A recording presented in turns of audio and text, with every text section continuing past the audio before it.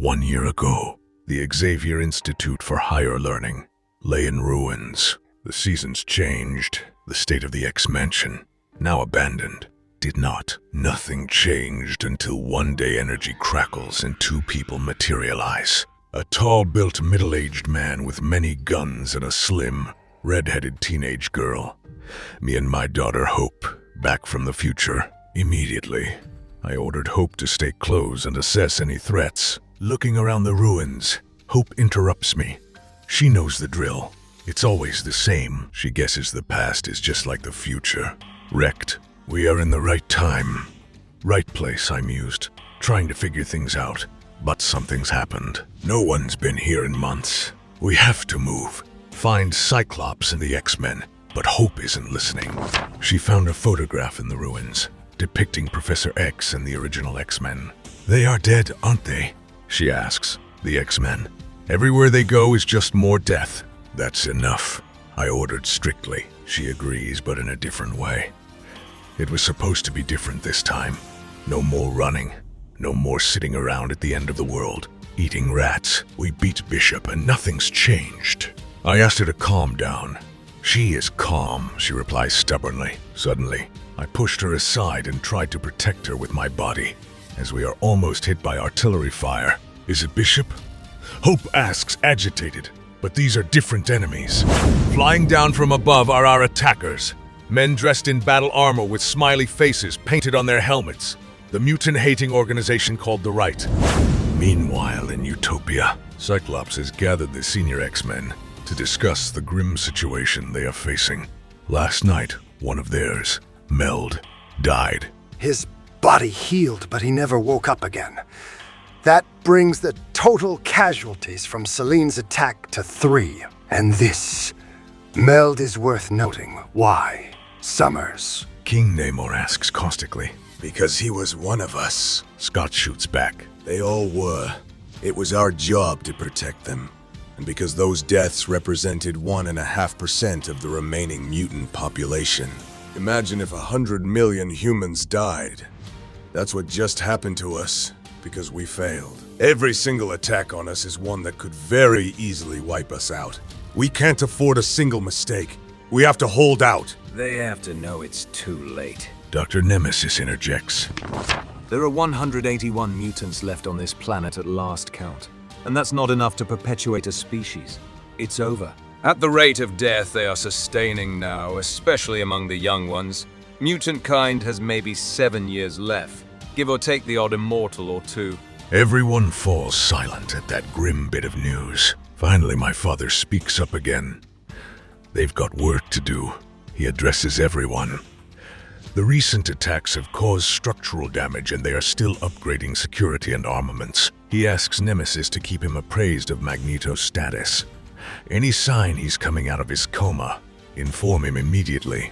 The rest know their assignments. The others leave. Only Cyclops' lover, Emma Frost, stays back. He's fine, he assures her automatically. She should really teach him to properly lie one day. Come find her when he's finished blaming himself. She states and leaves too. Scott stays silent, then looks again at the faces of the dead on the screens. With a cry of rage, he fires his optic blast at them.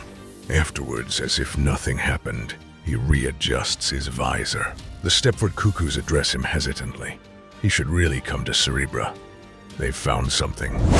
In the Cerebra chamber, they explained they were doing the morning scan like he ordered when they saw it. A mutant signature showed up out of nowhere. A new signal? My father asked. No, there is a match. It was me. Is he alone?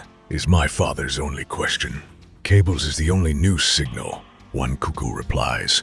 He's alone. No. Cyclops decides. She's with him. Now listen closely. He orders them to send Domino and Vanisher to San Francisco. Tell Dom to sit tight and wait for orders. The rest of X-Force he needs somewhere else. Cyclops continues. He wants Namor and Rogue to cover Utopia in case of attack. Namor won't like that. The Cuckoos warn. Have Rogue tell him he is the most powerful X-Man and they need him here to save them. That reasoning Namor agrees with. Cyclops adds as an afterthought that Ariel should be ready. in case they need to move people off this island fast. Next, he wants Cannonball's team in the Blackbird and put them in a holding pattern over the Midwest. They'll be able to go anywhere in North America in minutes. However, Magik is held back. Cyclops wants she and Pixie to go with his Alpha roster. In this case, Cyclops himself, Colossus, Nightcrawler, Wolverine, Psylocke, Archangel, and X-23. They are moving out in 5 minutes. At the abandoned Westchester mansion, I warned Hope to move to cover, moments before the smiley faces begin firing at us. One of them reminds the others that the girl is target priority, but kill both of them. Hope! Weapon! I shouted and tossed Hope a gun while I grabbed one myself. We returned fire, while she asked who those guys are, and complained why she has to be the priority target. You always were, I reminded her. Weak spot! Hose! Left shoulder! I tell her and fired at that spot. One of the right soldiers detonates. Hope copied my example, taking one soldier out and moving to dodge the return fire. She runs toward 2 of them who ask for a ceasefire, but are nevertheless finished off by me. One of the smiley faces who stayed back asks for backup. Hey, Smiley, I tell him as I targeted him, backup's gonna be late. With that, all of them are finished. Hope wants to know what they were. I'll explain later, I promised. We've only got a few minutes. That's all we ever have, Hope points out. I crouch down to take a look at the smiley face's armor. The tech is too far ahead of its time, but we can use it to cloak ourselves. Yeah. Hope continues. Control the situation. Don't be controlled by it. She knows. Vans come and stop screechingly. She doesn't suppose those are the X-Men? She asks. Armed masked men exit. The Sapien League. Not quite. I tell her. Let's move. Some school. Hope sighs. She already knows how to run. The Cuckoos mutter on Utopia and inform Cyclops that they have a problem. Cable's signal is gone. He's hiding, which means he is in trouble. He tells the Cuckoos to take shifts. He wants them plugged in 24/7, in case he shows up again. They'll need... Scott, are you that certain? Nightcrawler interrupts him. Are you sure that she's back? It's her. Cyclops insists. Cable brought her here. He's known Scott a long time. Kurt reminds him. He's seen him deal with horrible things for most of his life. He knows everything rides on this. But is it possible that Scott is seeing things that are not there? They are facing extinction, Scott replies.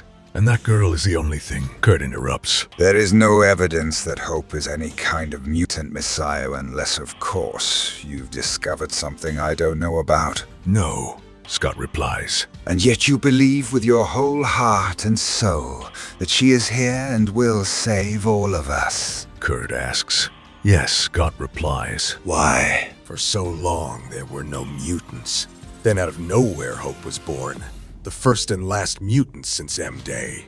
She's special. She has to be. Then that is one more thing we have in common.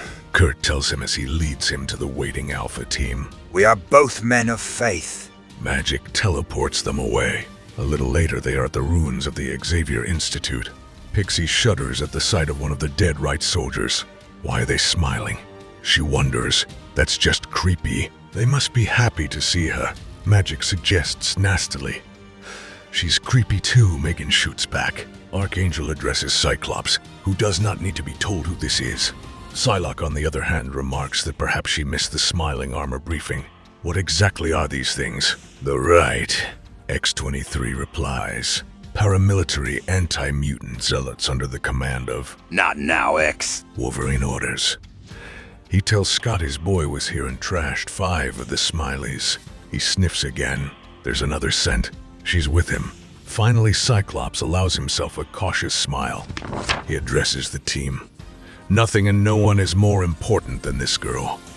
Without her, they have no future. Everything they've been through, every death they've suffered, every tragedy they've endured those past few months, it's all for this moment.